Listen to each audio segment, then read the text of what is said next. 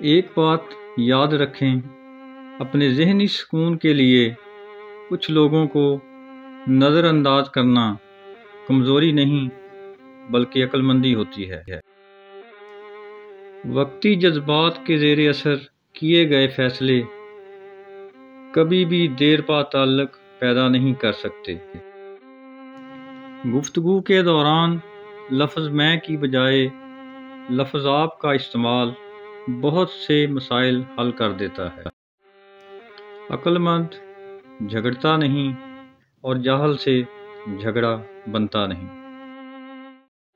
خاموشی اسی کی محسوس ہوتی ہے جس کا بولنا اچھا لگتا ہو۔ دریافت کا سفر اصلی نئی جگہیں دیکھنا نہیں بلکہ نئی نظر سے دیکھنا ہے۔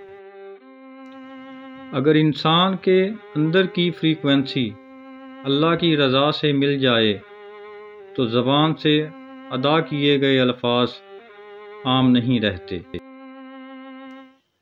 تنقید سے پہلے تحقیق، الزام سے پہلے ثبوت اور اختلاف سے پہلے دلیل رکھنا اعلیٰ شخصیت کی علامت ہوتی ہے۔